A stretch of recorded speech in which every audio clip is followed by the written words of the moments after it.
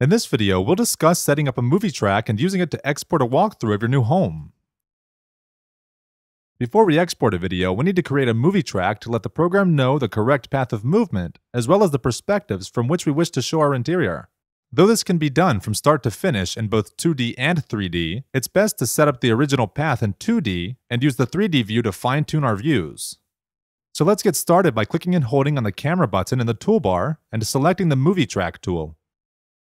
Then let's jump to our floor plan and click and hold on the point where we want our track to start and drag the cursor to aim our camera. So let's go through and add the rest.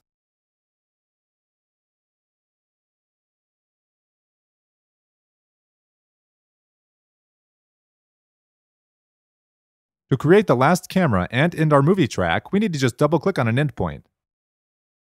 Now, if we later need to add a new camera, we can do that by control-clicking an existing one and choosing to add it before or after.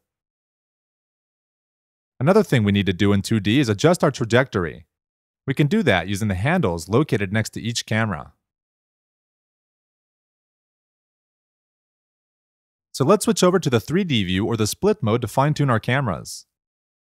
In 3D, we need to open the Camera's Properties tab of the inspector and expand the list of cameras on our movie track. When we click on any camera in the list, or if we're in the split mode selected in 2D, our perspective changes and a translucent icon appears in the top right corner of the 3D view. And what that means is that we are editing the camera's viewpoint instead of just navigating our interior. So using the 3D walk-around controls or the corresponding shortcuts, we can change the view, angle, and position of our camera. Do that for each camera of your movie track. But don't forget to glance back at the 2D view when you're done, because the path's trajectory may change when editing in 3D. So once we've tuned everything up, we're ready to record our movie. To do that, we need to select the movie track in the inspector and click Record Movie. In the export dialog, we can type in a name, select a destination, set a resolution, frames per second, codec, and quality. Then the program gets right to it.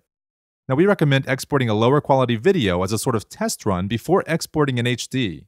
It takes much less time and will give you an opportunity to double check that you are satisfied with the trajectory and the views.